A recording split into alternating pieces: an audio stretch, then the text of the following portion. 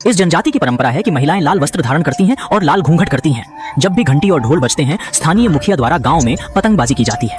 पतंग की डोरी जब कट जाती है, तब वह जिस घर में गिरती है, उस घर की कन्या को देवता द्वारा पकड़ा जाएगा और विनाश का सामना करना पड़ेगा। यह पीड़ा 3 दिनों तक चली, जब तक कि कन्या की दुखद मौत नहीं हो गई।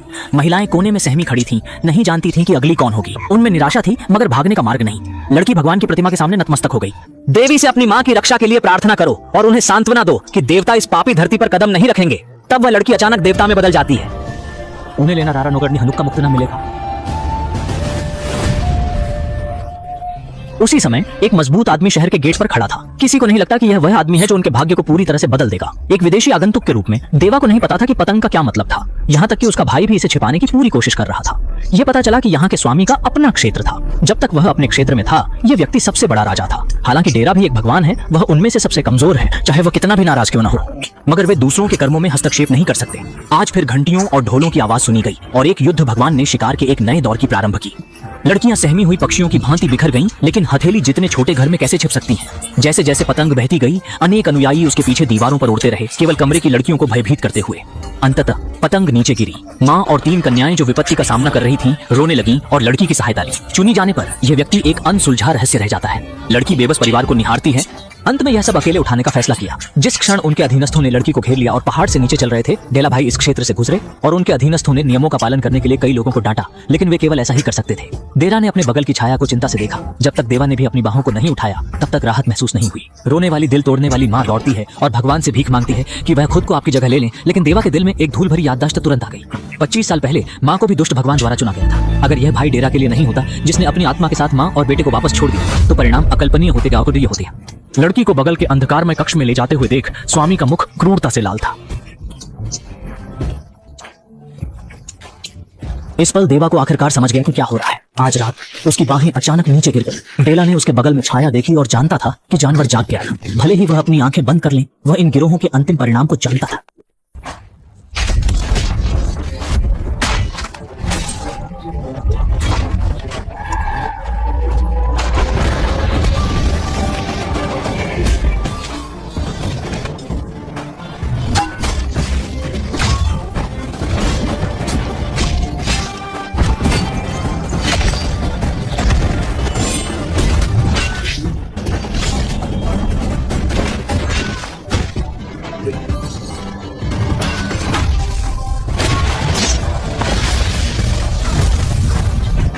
केट मलालिकानी, पैट्रिक का कोड को अनुपालन करें।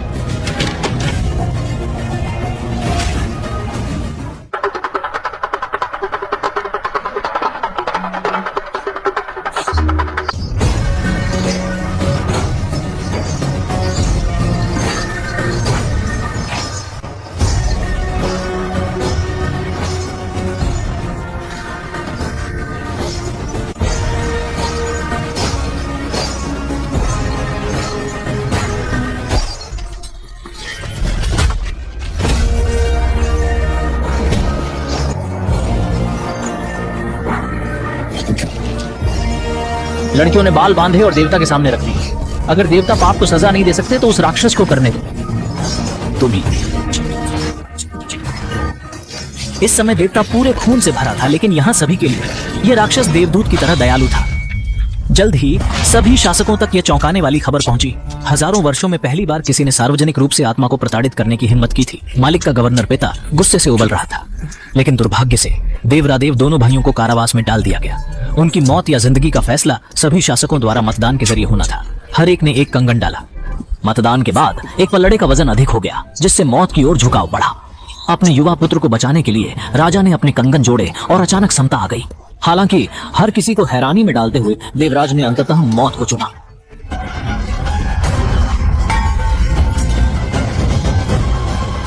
नहीं, सलाह। नालों का कच्चा रास्ता मन रंग से लाल है।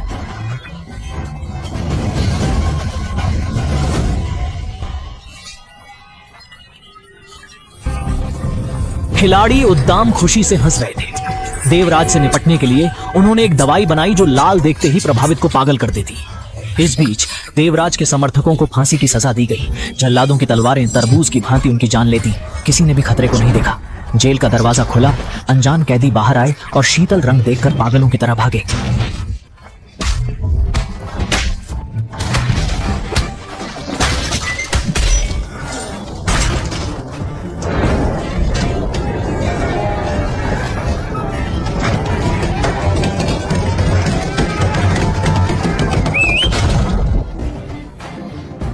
दुश्मन को मत दोष दो, उसे खत्म कर दो।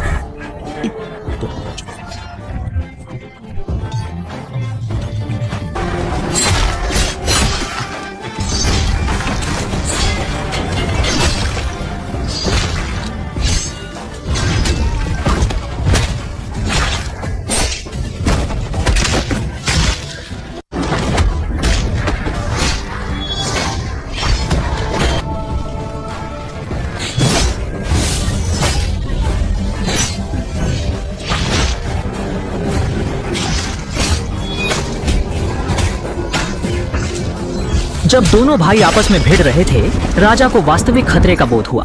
कंसार नगर में लंबे समय से गुप्त रूप से हथियारों की खेप मंगवाई जा रही थी।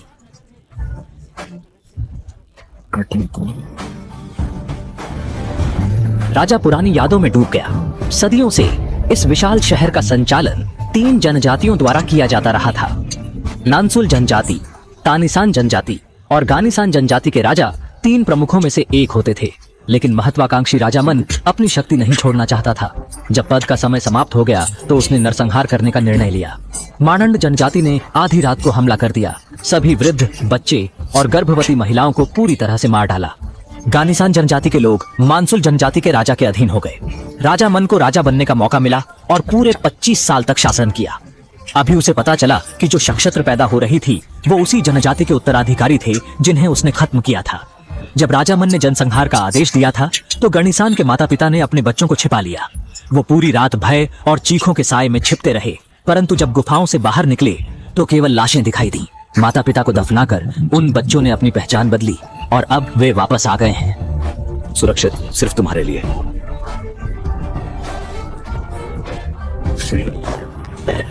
का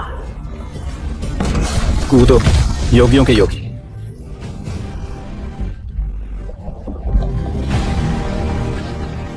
कोरटाना